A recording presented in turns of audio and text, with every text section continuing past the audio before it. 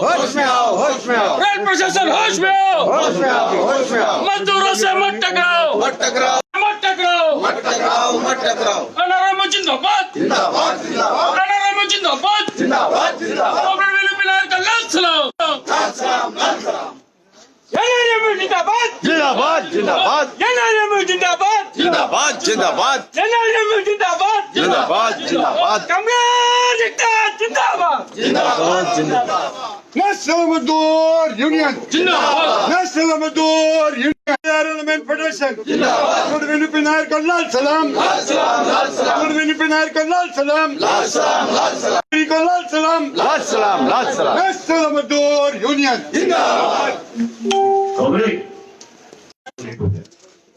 एक तो पहली बात ऐसा है, मैं इकहत्तरी शाखा का सारे पदाधिकारियों को साथ साथ में हमारा जो इंजीनियरिंग की जो साथी है खास करके बाकी सब डिपार्टमेंट के लोग हैं, मैं उनको दिल से हृदय से धन्यवाद देना चाहता हूँ। सुबह आप लोगों ने सारे लोग साथ में आने के कारण दिए। आने से पहले मैं आप लोगों को कहना, लेडीज लोग को आगे ले लो। हाँ इधर से लेडीज या ना सगळे पुढे। लेडीज आगे आ जाओ, लेडीज आगे। बस बस। या मावशी इकडे या तुम्ही इकडे या. इकडे. आनंद.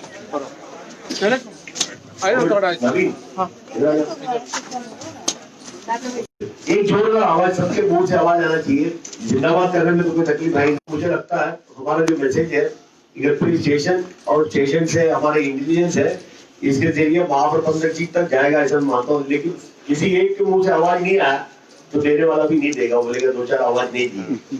तो आवाज देने में क्या है, सुबह नाश्ता करके आया, नाश्ता किए नहीं किए, नहीं किए तो मैं कराऊंगा सबको। नेशनल रेलवे बच्चों शायद इसलिए नहीं कर रहा हूँ, कोई तंबाकू लिया होगा तो सामने वाले की कफा खराब हो जाएगा। सब देखा होगा, हर रोज आप लोग व्हाट्सएप, फेसबुक, आपका जितने भी सोशल मीडिया है इसके अंदर आप लोग देखते हैं रेल की क्या स्थिति है।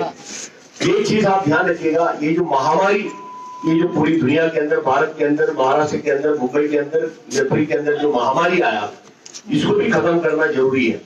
इसलिए सबसे पहले चाहे मास्क पहनना, चाहे दूरी थोड़ा सा बनाना, हाथ को धोना, सैनिटाइजर को इस्तेमाल करने के लिए, आपके घर के लिए, आपके चाहने वालों के लिए, आपके घर वालों के लिए, सबके लिए ये थोड़ा सा ध्यान देना भी जरूरी है।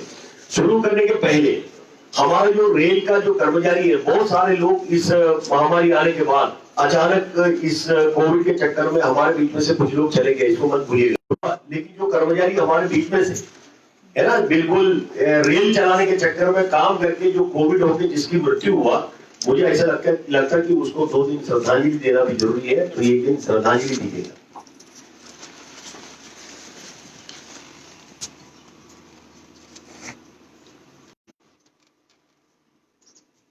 धन्यवाद।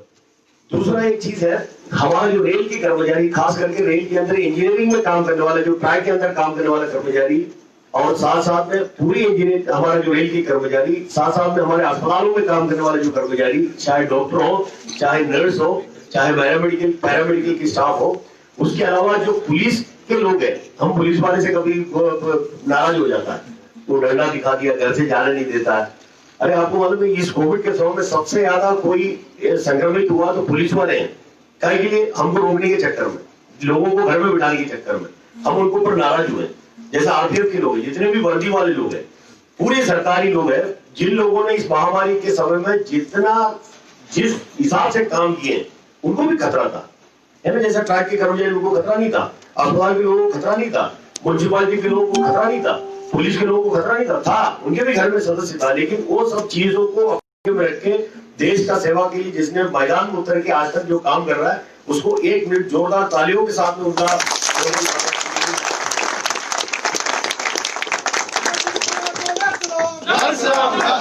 दूसरा एक चीज ऐसा है, मैं तो खास करके सब डिपार्टमेंट के कर्मचारी हमारे बीच में, इसमें 2 विभाग के लोगों को मैं सबसे पहले सलाम करूंगा। एक तो हमारे इंजीनियरिंग के लोग हैं जो ट्रैकमैन जिसको कहता है, दूसरा हमारा जो हेल्थ डिपार्टमेंट के जो सफाई करने वाले जो कर्मचारी है। भाई आपको जितने भी सलाम दिया तो कम पड़ेगा, आप लोगों ने इस महामारी के समय में, अगर आप लोग नहीं होता, एक तो हमारा इंजीनियरिंग कर्मचारी, मैं महाप्रबंधक को भी बोलता हूँ, मैं रेल मिनिस्टर को भी ट्वीट किए, पीएमओ को भी ट्वीट किए, प्रधानमंत्री जी के ऑफिस को भी ट्वीट किए।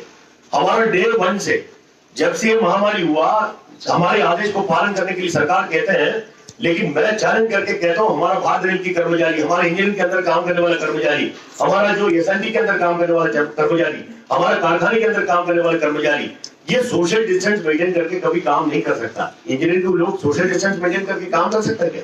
नहीं कर सकते। वो तो छोड़ो, मास्क पहन के हमारा गैंगमैन काम नहीं कर सकता, ट्रैकमैन काम कर सकता है, उसको ऑक्सीजन की जरूरत है।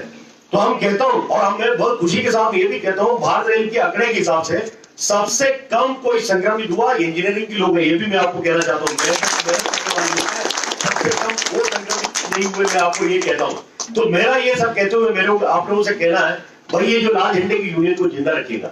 अगर ये यूनियन नहीं होता, नेशनल रेलवे मजदूर यूनियन नहीं होता, ऑल इंडिया रेलवे फेडरेशन नहीं होता, तो मैं आपको कहता हूँ इस महामारी के समय में 4-4 महीना भी काम न करके हमारे भारत रेल की कर्मचारी को पेमेंट मिलने का काम हुआ। पेमेंट मिला नहीं। अगर यूनियन नहीं होता, ये सरकार नहीं देता। ये हमारे जो सरकार में बैठे हुए लोग हैं, मुझे ऐसा लगता है कि ऑक्सीजन जो है ना, जो अंदर लेने वाला, आजकल आपको मालूम है महामारी आने के बाद पता चला कि ऑक्सीजन की क्या कीमत है। हम लोग फ्री में खींचता है हवा से, है ना, अंदर लेता तो ऑक्सीजन जाता है, अंदर आता है, तो ऑक्सीजन की बहुत जरूरत है। अब ऑक्सीमीटर करके सब लोग खींचे में डाल के घूमता है। बहुत सारे लोगों को डॉक्टर बोलते हैं ऑक्सीमीटर खरीदो, खींचे में रखो, अगर आपको तकलीफ है तो घुसा के देखना ऑक्सीजन बराबर आ रहा है कि नहीं, 90 के ऊपर है कि नहीं। सब लोग घुसा के देखता है। आधे से ज्यादा मशीन तो फोकट का ऐसे ही पैसा खाने के लिए बना के दिए, उसके अंदर पेंसिल भी घुसा के रखेगा तो वो भी ऑक्सीजन दिखाता है, ऑक्सीजन ले रहा है। मतलब फोकट का मतलब पूरा धंधा चल रहा पूरी दुनिया में, मैं आपको कहता हूँ। लेकिन हमको ये मालूम है ऑक्सीजन की क्या कीमत है। तो मुझे ऐसा लगता है आज के जो सरकार में जो बैठे हुए लोग हैं, केंद्र में बैठे हुए लोग हैं, अगर ये ऑक्सीजन मापने का कोई मशीन होता, मतलब मैं कितनी ऑक्सीजन दिन में ले रहा है, आप लोग ऑक्सीजन कितने दिन में ले रहा है, अगर कोई मापने का मशीन होता उसके ऊपर भी ये लोग टैक्स लगाता था, पक्का मैं आपको कहता हूँ। ऐसी सरकार केंद्र में बैठे हुए है ना। मैं भारत रत्न डॉक्टर बाबा साहब अम्बेडकर का मतलब याद न करते हुए मेरा कोई मीटिंग ही नहीं होता, क्योंकि मैं बाबा साहब का बड़ा भक्त हूँ। वो इसलिए क्योंकि बाबा साहब ने नीचे के स्तर तक लोगों को ऊपर लाने की कोशिश की, अपलिफ्ट करने के लिए कोशिश की है ना। तो इसलिए मैं अम्बेडकरवादी है। मैं आपको कहता हूँ बुरा मत मानिए, मैं गांधीवादी नहीं है। मैं नंगे के साथ में नंगा घूमने वाला मैं नहीं है। मैं नंगे को कपड़ा दे के मेरे साथ में अपने हिसाब से घुमाने वाला आदमी है। मैं अम्बेडकरवादी है। मैं बिल्कुल आपको कहना चाहता हूँ ये सरकार के नीति हमको पड़ता नहीं, इसलिए नहीं पड़ता। सरकार इस तरीके से बात करता है। कैडर मर्जिंग, मेरे इंजीनियरिंग के साथियों को मैं कहता हूँ, जब मर्ज वाला मामला हुआ, कैडर मर्जिंग का मामला हुआ, हमारे इंजीनियरिंग के साथी बहुत सारे जगह में, जगपुरी के साथी नहीं, हिंदुस्तान के अंदर जिसको समझ नहीं रहा वो साथी नाराज हुए। उन्होंने कहा कि यूनियन हमको साथ नहीं दे रहा है, हमको फेडरेशन साथ नहीं दे रहा है, क्योंकि अगर मर्ज होने का मामला अगर करा देता, हम लोगों को टीसी बनने का मौका मिलता, हमको फलाना बनने का मौका मिलता। ऐसे लोगों ने कहने के काम किए। लेकिन मर्जिंग अगर पूरा अगर आप पढ़ लेगा, अगर वो मर्जिंग अगर पूरा हो गया, उसके अंदर मर्जिंग के अंदर लिखा भाई एक बार मर्जिंग हो गया तो टिकट चेकिंग करने के लिए टिकट चेकिंग का स्टाफ नहीं रहेगा। ये उसके अंदर लिखा है, टिकट चेकिंग का काम आरपीएफ को दिया जाएगा, ऐसा उसमें लिखा है। मतलब पूरा पढ़िएगा। दूसरा एक चीज मैं आपको कहता हूँ, 1998-2000 के अंदर हमारे एनडीए के पहले वाला सरकार के समय में भूतपूर्व प्रधानमंत्री जब अटल बिहारी वाजपेयी साहब थे, उस समय राकेश मोहन करके कमेटी था, कमेटी का गठन करने का काम किया था। उस समय 2000 में राकेश मोहन साहब ने कहा था रेल को चलाने के लिए केवल चलाने वाले लोग, ट्रैफिक रनिंग, लोको रनिंग और ऑपरेटिंग 3 विभागों की जरूरत है। राकेश मोहन ने कहा था, उन्होंने कहा था कि कोई मरम्मत करने वाला नहीं चाहिए, कोई स्कूल वाला नहीं चाहिए, कोई अस्पताल वाला नहीं चाहिए, कोई अंगनवाड़ी विभाग नहीं चाहिए, कोई मरम्मत करने वाला कोई नहीं, कोई विभाग की जरूरत नहीं, केवल चलाने वाला, चाहे आगे बैठने वाला हो, चाहे पीछे बैठने वाला हो, चाहे चलवाने के लिए जो विभाग है, जो ऑपरेटिंग, सिर्फ ये 3 विभाग की जरूरत है, ऐसा राकेश मोहन साहब ने कहा था। लेकिन उस 2000 के अंदर उसको किसी ने उस रिपोर्ट को कचरे की पट्टी में अगर दिलवाने का काम किसी ने किया होगा, यही लाल झंडे की यूनियन नेशनल रेलवे मंत्री ने करवाया था। अब वो नहीं करवाया होता, वो अगर नहीं करवाया होता, आज शायद जितनी कर्मचारी हमारे बीच में जो दिख रहे हैं वो नहीं दिखते। मैं आपको कहता हूँ आज नई सरकार आने के बाद, आज मोदी साहब का सेकंड टर्म की सरकार, पहला टर्म की सरकार के अंदर शायद आपको याद होगा विवेक देबरोई करके राकेश मोहन का चाचा जी को लेके आने का काम किया। विवेक देबरोई की रिपोर्ट के अंदर क्या कहा, उन्होंने उससे भी बढ़कर बात करने का काम किया। उनको कोई इंजीनियरिंग नहीं चाहिए, एसआरडी नहीं चाहिए, ओईसी नहीं चाहिए, हेल्थ नहीं चाहिए, उनको किसी विभाग की जरूरत नहीं। उन्होंने कहा कि जो ऑपरेटिंग के अंदर गाड़ी चलने वाला जो लोग हैं उसको भी 50% प्राइवेटाइज करने का काम करो, तब उनके कॉम्पिटिशन होगा, तब गाड़ी चलाने को मजा आएगा। ये भी विवेक देबरोई साहब ने बोलने का काम किया। उसको किसी ने रुकाया तो किसी ने रुकाया। हम आप मिलके एक यूनियन की ताकत के वजह से नेशनल रेलवे मजदूर union all India railway federation की वजह से मैं आपको कहता हूं, सरकार चाहता सरकारी कर्मचारी नहीं चाहिए, ये लाइबिलिटी है। एक 2004 के बाद में जितने भी रेल के अंदर रिक्रूट हुए सब न्यू पेंशन स्कीम के अंदर है। क्यों न्यू पेंशन स्कीम है? क्योंकि पेंशन नहीं देना पड़ना चाहिए। अब मुझे आज भी याद है 2003 के अंदर 150 साल की जब गाड़ी 150 साल जब रेल हुआ तो पहला गाड़ी जहां से शुरू हुआ था 1853 के अंदर मुंबई सीएसटीएम से लेकर थाना तक जब गाड़ी चलाया था 150 साल के समय में वही सीएसटीएम से वही मुंबई छत्रपति शिवाजी महाराज टर्मिनस से लेके थाना तक एक गाड़ी चलाने का काम किया था। उस समय के रेल मंत्री था नीतीश कुमार जी ने उस समय एक व्हाइट पेपर निकाला था। उस व्हाइट पेपर के अंदर 2003 में यानी कि न्यू पेंशन स्कीम 2004 से शुरू हुआ, 2003 में उस व्हाइट पेपर के अंदर लिखा था हमारे रेल के अंदर काम करने वाला कर्मचारी उस समय में करीब 14.5 लाख हुआ करता था जो 2003 के अंदर। आज कितने हैं? 12.5 लाख है। उन्होंने कहा था 2003 के अंदर उस व्हाइट पेपर के अंदर लिखा था रेल के अंदर काम करने वाला कर्मचारी की संख्या 14.5 लाख है, लेकिन रेल के अंदर सेवानिवृत्त होकर पेंशन लेने वाले की जो संख्या ये सबसे ज्यादा हमारे लिए समस्या है, ये 16 लाख है। ऐसा नीतीश कुमार जी उस समय कहा था। उन्होंने कहा था कि इसको बंद करना है। इस तरीके के सोच है इनका, यानी कि रेल के कर्मचारी 40 साल सेवा करके गाड़ी चला के अपने जान धोखे में डाल के गाड़ी चलवाने के बाद जब सेवानिवृत्त होकर 4 साल जिंदा रहता है तो इनको तकलीफ होता है। वो सोचता है कि साला ये पेंशन ले रहा है, इनको शर्म आना चाहिए सालों को, मैं कहता हूं। इसलिए न्यू पेंशन स्कीम के विरुद्ध में लड़ाई एक बार नहीं अनेक बार हम लोगों ने की है। आप लोगों ने बहुत सारे कार्यक्रमों में सीएसटीएम में आया होगा, महाप्रबंधक के सामने आया होगा, रेल प्रबंधक के अंदर आया होगा, पूरी देश भर में सारे महाप्रबंधक के सामने, सारे रेल प्रबंधक के सामने यही लाल झंडे की यूनियन अनेक बार कार्यक्रम करने का काम किए। आप यहाँ शायद याद करिए यूपी 2 के समय में जो खारगे साहब रेल मंत्री था उनके ऊपर भी दबाव लगा के न्यू पेंशन स्कीम खत्म करना चाहिए, ओल्ड पेंशन स्कीम जैसा लाना चाहिए।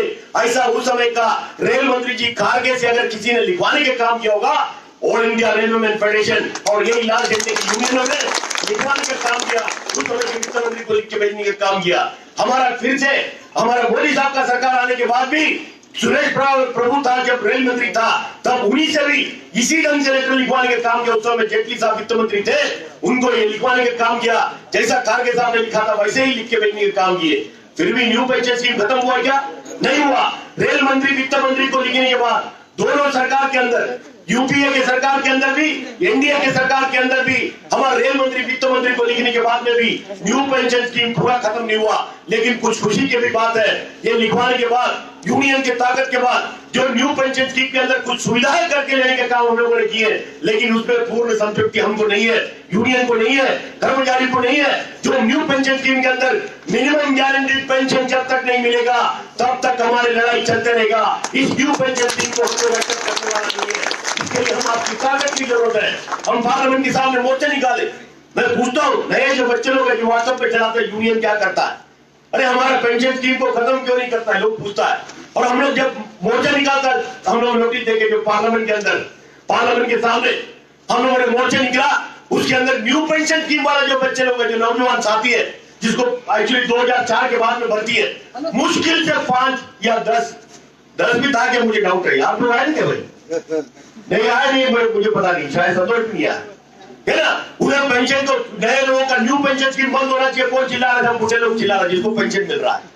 क्या बोलते हैं न्यू पेंशन स्कीम नहीं चलेगा, न्यू पेंशन स्कीम नहीं चलेगा। और मंत्री जी भी देखो तो सब बूढ़े सब बाल फोड़ के सारा बोलते हैं न्यू पेंशन स्कीम नहीं चलेगा। अरे सारे को सब ओल्ड पेंशन स्कीम में रखे हुए है ना। ऐसा कभी लड़ाई होगा केवल व्हाट्सएप पे मत चलाइएगा।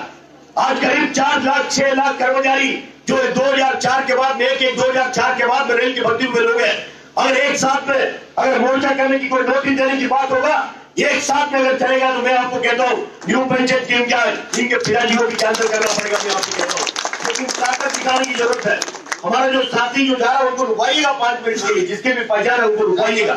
मैं इसलिए कह रहा हूं, ये मेरे लिए नहीं कह रहा, मैं एकदम सुबह सुबह आपको नया कोई कहानी बोलने के लिए नहीं आया।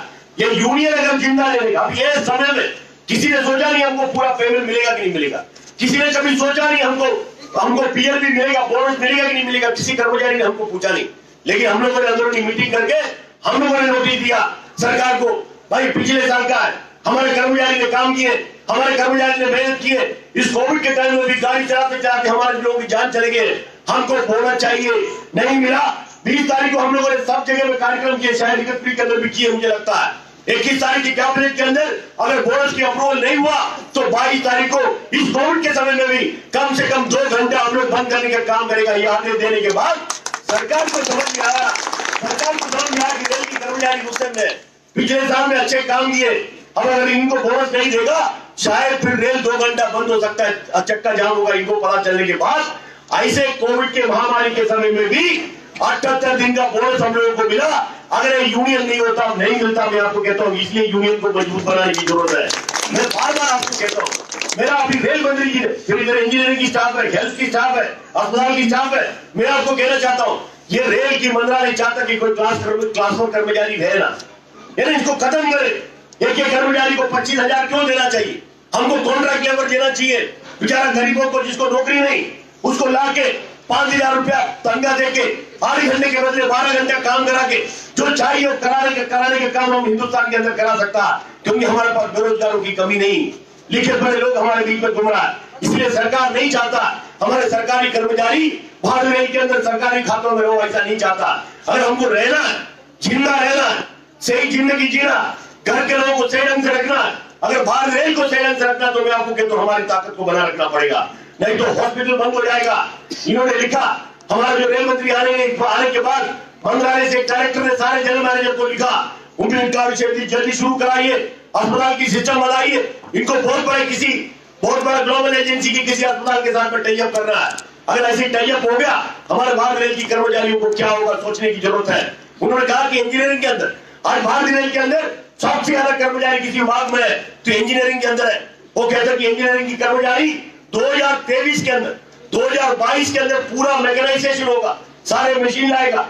ट्रैक मशीन के अंदर जितनी मशीन है आप देखा होगा मशीन की संख्या बढ़ गया और उधर के अंदर कर्मचारी भी बढ़ गया। अच्छी बात है, कर्मचारी बढ़ना चाहिए, हम लोगों ने बढ़वाया, लेकिन मशीन बढ़ रहा है। लेकिन मंत्री जी ने साथ साथ में भी कहा 2023 तक पूरी भारत रेल के अंदर इंजीनियरिंग विभाग के अंदर ऑटोमेशन होगा।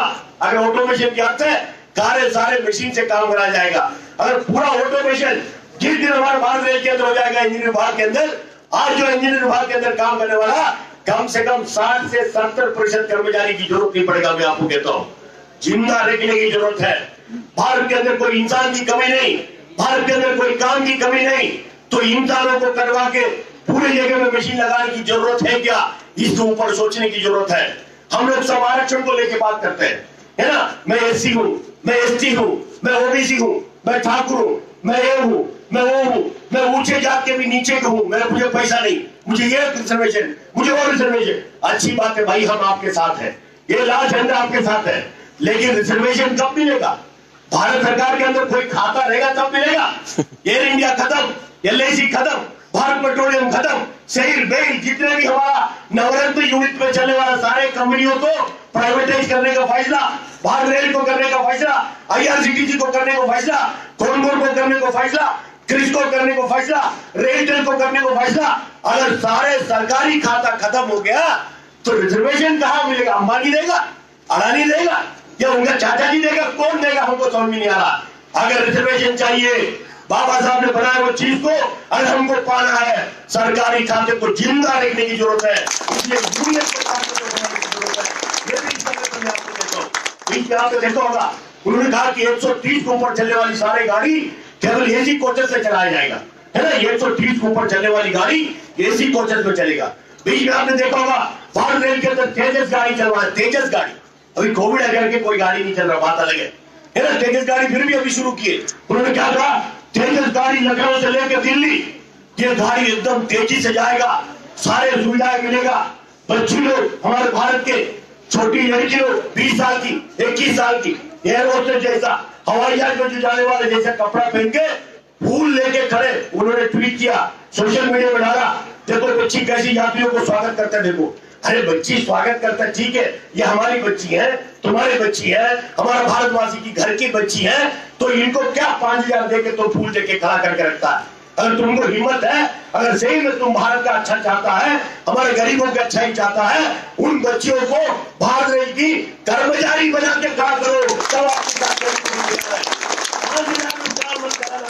25,000 का पैसा दो, जो मिनिमम वेजेस जो भारत सरकार ने जो तय किए उतनी पैसा देके खड़ा करने का काम करो, उसके लिए कोई तैयार नहीं। और हमारे बाहर के लोगों को पूछेगा, वो कहते हैं कि प्राइवेट गाड़ी ठीक है।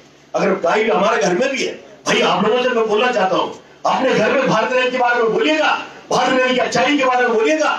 जो प्राइवेट वाला पार्टी आएगा क्या नुकसान होगा, ये अपने घर के लोगों को भी बोलिएगा, अपने मोहल्ले के लोगों को, अपने गांव के लोगों को, अपने पहचान वाले लोगों को ये बोलिएगा जरूर। अगर भारत रेल अदानी अंबानी के पास जाएगा, आप यात्रा नहीं कर पाएगा, आप इगतपुरी से मुंबई नहीं जा पाएगा, आप मुंबई से गोरखपुर नहीं जा पाएगा, मुंबई से कन्याकुमारी नहीं जा पाएगा, मुंबई से दिल्ली नहीं जा पाएगा, मुंबई से गोवा नहीं जा पाएगा।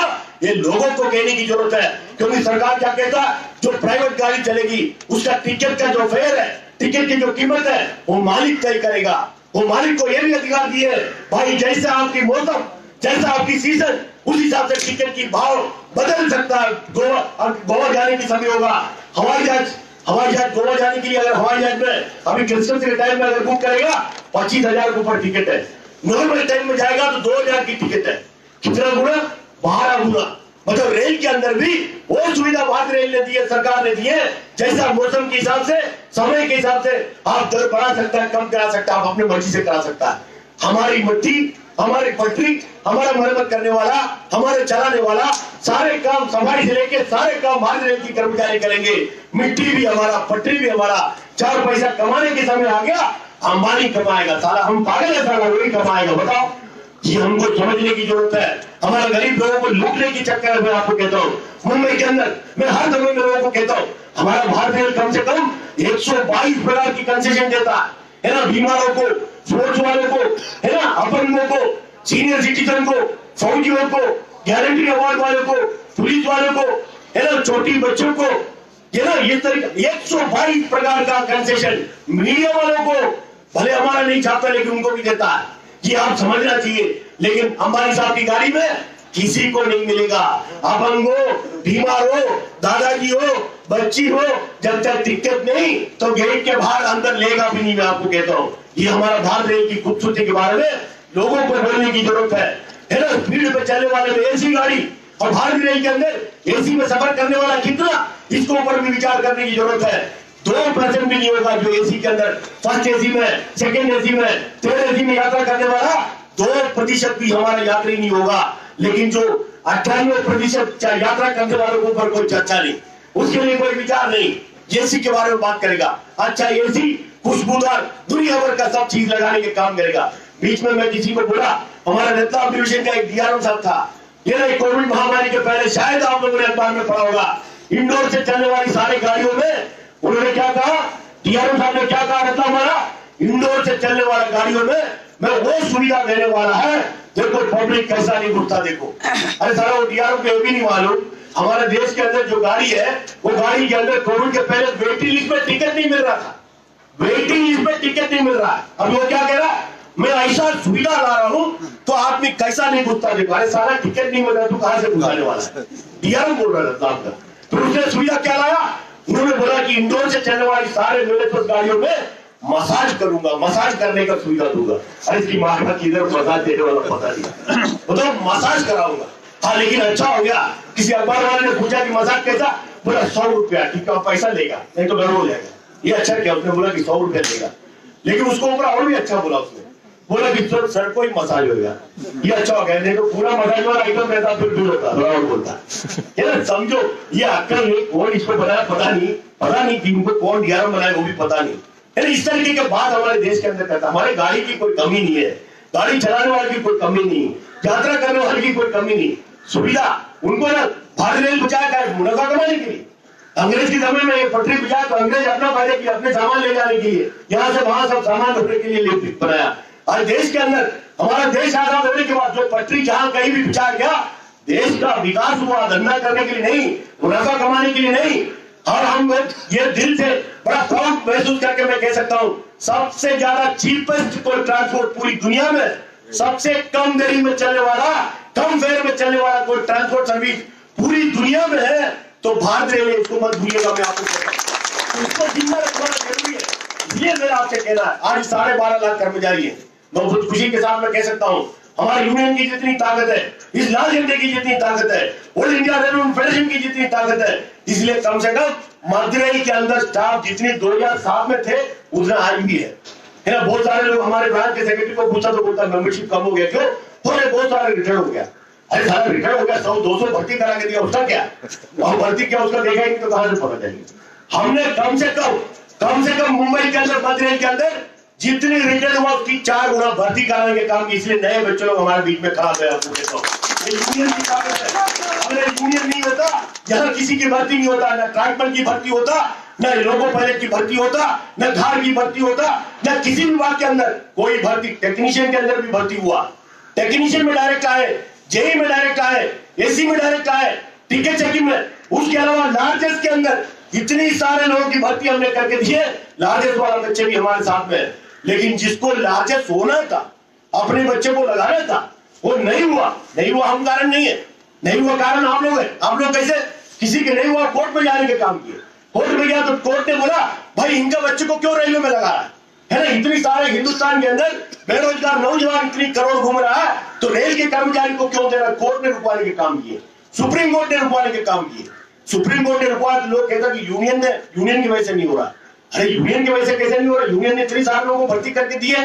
हाँ, फिर भी मैं आपको कहता हूँ आने वाले दिनों में चुनाव आने वाला है, आने वाले दिनों में चुनाव आने वाला है। इस चुनाव के अंदर इस लाल झंडे को 80% वोट से जितवाना, जो बोलेगा करवा के देने की लेकिन उस में सब लोग खड़ा हो जाएगा, फिर चाहे की दिखा भी नहीं। इस कोविड आने के बाद एक दिन भी घर में नहीं बैठा। मैं आपको कहता हूँ, मैं अपना बड़प्पन के लिए नहीं बोलता हूँ, एक दिन भी नहीं बैठा। आप सोशल मीडिया के अंदर देख सकते हैं, ऊपर 4 तारीख से बाहर हो। ऐसे भी कर्मचारी हमको मिला, शुरू में कोविड बोला तो लोग डरते थे, अभी डर कम है। भले बीमारी खत्म नहीं हुआ लेकिन डर कम है। शुरू में किसी को कोविड हुआ मालूम पड़ता, लोग सोचता अरे साला उसको कोविड है। और जैसे कि कोई महामारी लेके आ, कोई अपराध करके आ, कोई खून करने के लिए चप्पू लेके खड़ा, ऐसे लोगों को अब उसको कोविड है, उसको मुंह मत देखो।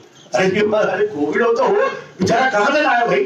फुकड़ में जो हवाई जहाज में चाइना के अंदर से बड़े लोगों ने लाके दिए गरीबों को मरवाने के लिए, और कोविड हुआ तो उसको कोविड है, लोग डर रहा था। हमको ऐसे भी कर्मचारी मिले, अच्छा खासा लिखे पढ़े बच्चे, अपने माँ को अपने बाप को अस्पताल ले जाने को डर रहा था। उन्होंने घर से फोन किए, हम उनके घर पे जाके ले आके हॉस्पिटल में एडमिट किए। आपको हम नहीं डरता। और ऊपर वाले ने माँ बाप के जरिए जन्म दिए, धरती में आने का मौका हमें मिला है ना। इसमें से ऐसा कोई कह सकते कि अपनी मर्जी से धरती में आए? ऐसा कोई है तो बताओ भाई। हमने फैसला किया था ये फलाना तारीख को फलाना टाइम पे फलाना जगह में हमको आना ही था, ऐसा कोई है तो उसका फोटो खींचना जरूरी है, हमको दीवार में चिपकाना पड़ेगा। ऐसा कोई है इसके अंदर मेरा जाने के समय तय है, मैं फलाना टाइम में फलाना समय पे फलाना तारीख को मैं जाऊंगा, ऑफिस तौर में जाऊंगा, ऐसा कोई है क्या? कोई है तो बोलो उसका भी फोटो खींचना जरूरी है, आज ही उसको दीवार में चिपकाना चाहिए। कोई है ही नहीं भाई। देखो हम लोगों ने कहा कि सरकार ने दिए हुए आदेश को पालन करो, ये करना जरूरी है, लेकिन उसके बाद में भी बीमारी नहीं आएगा इससे कोई मतलब है क्या? नहीं। अगर ऐसा होता तो अभी कोई भी बोर्ड लगाएगा, किसी को बोर्ड लगा तो आवाज किसका आता? सबसे पहले अमिताभ बच्चन का था, अरे भाई दूरी बनाइए, मास्क पहनिए, ये करिए वो करिए, है कि नहीं? सबसे पहले बीमारी किसको हुआ? अरे उसी को तो हुआ भाई। अगर यही करना होता तो उसको नहीं आता। उसके घर में किसी की कमी था? उसके घर में क्या कोई आदमी की कमी है, कोई पैसे की कमी है? सब उन्होंने भी किया, लेकिन ऊपर वाले का निश्चय था भाई। हमारा नारा है सर्वधर्म समभाव, जितने भी शक्ति ऊपर है ना, उनके भी कुछ निर्णय है किसको क्या करना है। तो हम चाहने से नहीं जाएंगे, जब समय है तो तब जाएगा, तब कोई भी रोक भी नहीं पाएगा। तो कहीं कोई किसी को कोई कोविड आ गया, कोई महामारी आ गया, कोई बीमारी आ गया, तो दूर मत करिएगा, उससे बात करिएगा, 4 बार फोन करिएगा, वो हिम्मत होगा, वो उठ के खड़ा हो जाएगा।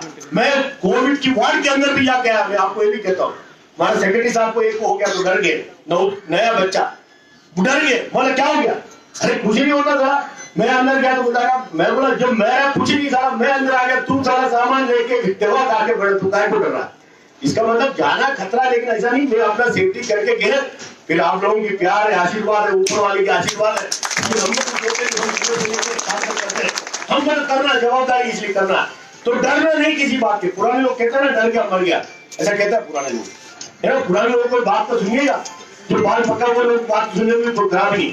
मैं ज्यादा समझ लेती हूँ, मैं आपको कहता हूँ इसमें ओएचसी के लोग है ना, हमारा आईओडब्ल्यू के लोग है, हमारा जो हॉस्पिटल के लोग है, इंजीनियरिंग के लोग है, ऑपरेटिंग के लोग है, सारे विभाग के लोग है। ऐसे नहीं है कि कोई मिनिस्ट्रियल के भी लोग है, क्लर्क में काम करने वाले भी 1-2 लोग यहाँ वहां हो सकता है, अकाउंट छोड़ के सब है इसमें। सब लोगों को मैं कहता हूं भाई, अगर आपकी अच्छाई चाहता है, आपके घर की अच्छाई चाहता है, आने वाली पीढ़ी का, आप जिसको मोहब्बत करते हैं उसकी अच्छाई चाहता है, ये यूनियन को आपको ताकतवर बनाना पड़ेगा। अगर ये ताकतवर नहीं रहा, समझ जाना भाग में बिक गया, कोई बचा नहीं पाएगा। मैं इधर सुबह इसलिए नहीं खड़ा हूं मेरे लिए, है ना, मैं लोग ऐसी जाएगा तो मैं सबके चेहरे पे देखता हूँ 10 साल से ज्यादा वाला सर्विस वाला कितने, 10 साल से ज्यादा सर्विस वाले कितने, उसके लिए मैं देखता हूँ। तो हम यूनियन को जो ताकतवर बनाने की बात इसलिए करते हैं, जो 10 साल से ज्यादा जिसको सर्विस है, जिसको अगर सही सलामत रहना, तो यूनियन को ताकतवर बनाना पड़ेगा। 10 साल वाले ऐसा चलते खेलते एक दिन में रेल बंद नहीं हो सकता, वो निकल जाएंगे। लेकिन अगर हम उससे ज्यादा सर्विस वाला नए नौजवान अगर इस यूनियन को ताकतवर बना के हाथ में नहीं लेगा, यूनियन को हाथ में नहीं लेगा, मैं हाथ में लेने की बात कर रहा हूँ, इसका मतलब मीटिंग खत्म होने के बाद मेरे पास बता दो, मेरे को दे दो बेटे, है ना, ऐसे भी बोलेगा तो आप बोल रहे हो मेरे को दे दो, चाबी दे दो, ऐसा नहीं मिलेगा, है ना। ताकतवर बना के हाथ में लेने की कोशिश करो, तब हमारे हिंदुस्तान के अंदर भाग रेल बचेगा, हमारे नौजवान बचेगा, हमारे जो बेरोजगार लोग है ना, सरकार में बैठे हुए लोग बोलता हर साल में 2 करोड़ नौकरी देगा, कहाँ दिया मुझे नहीं पता। कभी पूछता तो बोलता इगतपुरी में 5 वड़ा पाव का दुकान नहीं खुला गया। अरे वाह, अरे वाह, क्या बात कर रहा है, वड़ा पाव का दुकान नहीं खुला गया। अच्छा ठीक है, तुम्हारे घर में जो बोलने वाला, आप समझ गया मैं किसके बारे में बोल रहा, तो उसके घर के कितने लोग वड़ा पाव बेच रहे हो तो पूछो। वड़ा पाव बेचना कोई खराब बात नहीं, हम सलाम करता हूँ उनको, मेहनत करके खाने वाले लोग हैं उनको सलाम करता है। मैं हर रोज लाल पहन के घूमता हूँ, आज मैं लाल नहीं पहना क्योंकि आप मेरा फोटो देखो, हर रोज मेरे घर के इधर उधर की सब लोग देखता है, उनको ऐसा लगता है इसके पास दूसरी कपड़े भी नहीं है। कभी कभी स्टेशन में लोगों ने देखा मुझे कूली करके पुकारा लोगों ने। सुबह मैं किसी की इंतजार करके खड़ा था, है ना, रेलवे का कमेटी का अध्यक्ष जी आ रहा था, उसको देने के लिए खड़ा था, मेरे साथ में सीएमए कमलेश पांडवा जी भी था, पूछ सकते आप। जैसे ही खड़ा तो गाड़ी आया तो फर्स्ट क्लास के अंदर में से एक लेडी आया, तो मेरा घर से आया, सुबह 4 बजे का गाड़ी था, चप्पल था और लाल टी शर्ट था, तो लेडी ने ऐसा आवाज किया पुलिस, तो आजू बाजू में खड़ा था, सब मेरे को देखा, कमलेश पांडवा जी हमको बोला आपको बोल रहा, मैं बोला बराबर पहचान, मैं उनको मदद कर सकता, मैं कोई नाराजगी नहीं हुआ, मैं भाग के गया, बोला बोलिए मैडम ये बाइक उतारो। सीनियर सिटीजन थी, वो बैग इतनी हेवी है उठा नहीं सकती है, मैं भी नहीं उठा पा रहा था, इतना वेट था, कैसे भी करके खींच के बाहर रखा। तो फिर मुझे बोला लेके चलो, मैं बोला मैडम वो वाला काम नहीं होगा, मैं आपने बोला ठीक है उसके लिए धन्यवाद, मैं किसी साहब को लेने के लिए खड़ा हूं, तब तक हमारा भाई लोग पीछे भाग के आया, तो लेडी बोलने लगा सॉरी सॉरी, मैं बोला अरे कोई बात नहीं, काय को सॉरी, अब तो कुली बोला ना, कुली मतलब मेहनत करके पसीने से कमाई से खाने वाला, तो मुझे खराब नहीं लगता। मुझे लेडी बुला तो अरे दाऊद, अरे जाएगा, फिर मेरा दिमाग खराब होता, वो वाला काम नहीं बोल रहा, कूली है ना, मेहनत करके जिंदगी जीने वाले के नाम से बुला, तो मुझे खराब नहीं लगता। मुझे झाड़ू मारने को भी इधर जरूरत पड़ा तो मैं झाड़ू भी मार लेगा, उसमें क्या, झाड़ू मारना कोई खराब नहीं है, घर के अंदर क्या झाड़ू नहीं मारता, मैं मारता भाई, मैं झाड़ू मारता है, ऐसा मत सोचो। आप बोलेगा महामंत्री है, झाड़ू महामंत्री करने का किधर वो कभी जरूरत पड़ता तब इस्तेमाल करता है ना, झाड़ू मारता, कपड़ा धोता उसमें क्या। हाँ, बहुत सारे लोगों को, मर्दों को पूछेगा, जो पुरुष हमारे बीच में खड़ा हुआ ऐसे छाती ठोक के खड़ा, उसको पूछेगा कपड़ा धोता क्या, तो बोलेगा नहीं, और कोई खाना ना पकाए क्या, नहीं, झाड़ू वाड़ू मारा क्या, नहीं। जिसने नहीं बोला समझने का घर का पूरा काम सारा छोड़ दिया, है ना, उसको बोलने को चाहे मारा। अरे भाई अपना बीवी के कपड़े धोए, बच्चे के कपड़े धोए, बुढ़े माँ बाप उनके कपड़े धोए, हिम्मत होना चाहिए बोलने के लिए, धोया उसमें क्या, धोया हमने धोया, अरे भाई अपने घर के लोगों की धोए, अगर अपने कोई दोस्त है वो ठीक नहीं है उसके भी धो लिया तो कोई खराब नहीं होने वाला। बोलना चाहिए, हिम्मत रखना चाहिए, हमने बोला करके, तो हम किसी काम से शर्माते नहीं, मैं आपको कहता हूँ। और भारत रेल के अंदर जितने भी नौजवान साथी जो भर्ती होकर आया, आपसे हाथ जोड़ के मेरा विनती है, अपने काम से भी मोहब्बत करिएगा, है ना। ये आपको जो काम है आप पहलवान करके नहीं, ज्यादा लिखा पढ़े करके नहीं, आप कहीं लॉटरी ले लिया, क्यों 25 करोड़ बेरोजगार इस भारत के अंदर है, उस 25 करोड़ में से अगर 1 लाख लोगों को अगर हिंदुस्तान के अंदर अभी 1 लाख लोगों का नोटिफिकेशन निकला है ना, ऑनलाइन में कितने एप्लीकेशन, 2.5 करोड़, 1 लाख के लिए 2.5 करोड़। यूपी में मैं देखा 400 क्लास 4 के लिए निकला, कितना 2.5 लाख 10 लाख, उसके अंदर पीएचडी किए हुए लोग भी, एमबीबीएस किए हुए लोग भी। किसका, आप धनबाद डिवीजन के अंदर एक ट्राइबल आईआईटी पास हुए, आईआईटी, मतलब हम लोग सब भाग्यशाली, जो रेल के अंदर हम हो आप हो, जितने भी भाग्यशाली है, तो रेल के अंदर आने के बाद जिस पद में कार्यरत है, मैं आपसे हाथ जोड़ के विनती है, उस पद का ईमानदारी से पूरा समय काम करिएगा, और यूनियन का काम, जो रेल का काम 8 घंटा है, वो पूरा निभाने के बाद जो घर का 16 घंटे में से अगर 1 घंटा अगर हम यूनियन को देगा, रेल भी बचेगा, देश भी बचेगा और यूनियन भी ताकतवर रहेगा, आप भी बचेगा, आपके घर भी बचेगा। इस समय मैं कहते हुए आपको सभी को और हमारे यूपी शाखा के सारे पदाधिकारियों को धन्यवाद देते हुए आप सभी को दिवाली आ रहा है, अभी दिवाली में फिर मिलेंगे नहीं, पता नहीं भाई लोग मिठाई लाएंगे पता नहीं तो मैं बोलूंगा मिठाई सबको खिलाओ। तो आप लोगों को दिवाली का शुभकामनाएं आप सबको देते हुए आप सभी को धन्यवाद देते हुए मेरा दोस्त समाप्त करता हूँ। धन्यवाद। इंकलाब जिंदाबाद, लाल राम जय भीम। धन्यवाद कॉम्रेड। 2 मिनिट सहकार्य करा एक फॉर्मॅलिटी लावून गेलेली आहे। आपल्या सगळ्यांचे आदर्श छत्रपती शिवाजी महाराज आणि डॉक्टर बाबासाहेब आंबेडकर यांना प्रतिमांना कॉम्रेड वेणुगोपाल नायर महामंत्री NRMU